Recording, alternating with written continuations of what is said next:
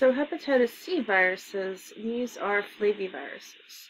And an important note here, hepatitis C is a flavivirus that is not spread by mosquitoes or another arthropod vector, which is very, very unusual for a flavivirus. These viruses have been notoriously hard to image. They've been really hard to study. We don't have a lot of good electron micrographs of hepatitis C. A lot of the information that we've collected has come from genetic analysis and molecular biology, as opposed to some kind of standard virology techniques in the lab. This is still a relatively new virus, at least that we know about. I mean, it was going to be circulating in the population before 1989, but this is still, for us, a relatively new virus to study and to know about. So, looking at the structure of the genome, this is also going to be a little similar to polio, except it's enveloped. We're still going to have an internal ribosomal entry site to initiate cap-independent translation. Excuse me. So we still have our iris. We've still got our glycoproteins here, and our core protein, our matrix protein here, our non-structural proteins. So this is still, we're going to synthesize one big pre-protein that has to get cleaved by proteases. And like a normal, good, proper RNA virus, we have an RNA-dependent RNA polymerase.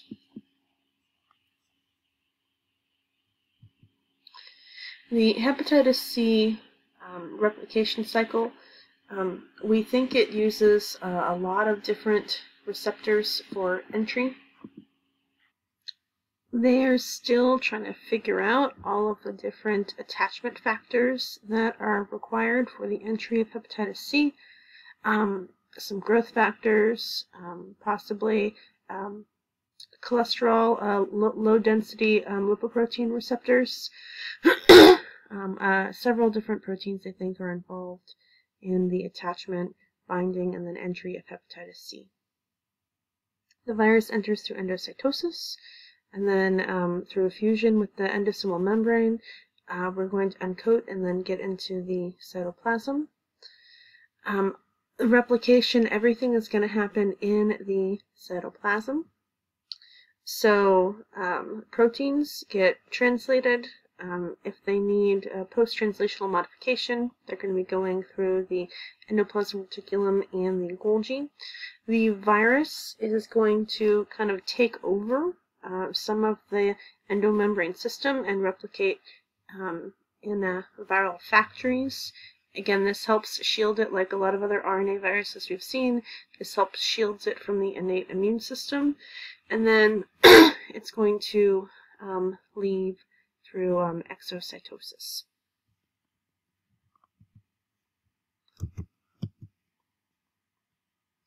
Now, hepatitis E virus, similar to hepatitis A, we've got a positive single-stranded genome. It's also transmitted fecal-orally, but it causes a much more severe illness. Also, and this is probably a good thing, the viral particles are much less stable, so they're not as sturdy in the environment. Of note, we are non-enveloped in a relatively small virus.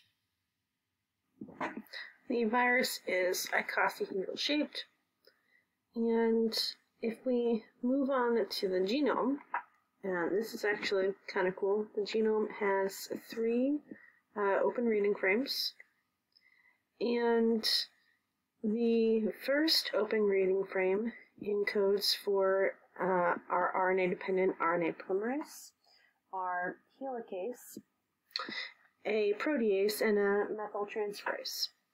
Now, the second reading frame here is going to encode for the capsid protein. And then this is the cool part. So open reading frame 3 actually overlaps with open reading frame 2. So this is another cool trick that we have talked about previously, that some viruses, they're really trying to get the best bang for their buck as far as coding capacity and the size of their genomes, and so open reading frames 2 and 3 actually overlap. Now, we haven't been researching hepatitis E virus super duper long. This is a relatively new virus, and so there's still a lot we're not entirely sure about with its replication. Okay, moving on. So we've got, remember, a mix of different viruses that cause hepatitis symptoms. Some are enveloped, some are non-enveloped. The enveloped ones, B, C, and D, cause chronic infections. The naked viruses, so that's going to be A and E, are transmitted fecal-orally, and they cause acute infections. Now, hepatitis B, remember, it has that really, really stable episome, that covalently closed circular DNA that can persist for a really long time. Now, it's the chronic infections of B and C that lead to chronic inflammation, and then that can lead to long-term liver damage and liver cancer. So for hepatitis A, there is a vaccine available, which is great. And this is a really good vaccine for preventing hepatitis A. Other ways of preventing hepatitis A would be improving sanitation. And it's really, really important to make sure everybody has access to sanitary toilet facilities. There aren't really good treatments for hepatitis A other than supportive care. It's an acute illness that most people recover from. Hepatitis B, there are some medications for hepatitis B.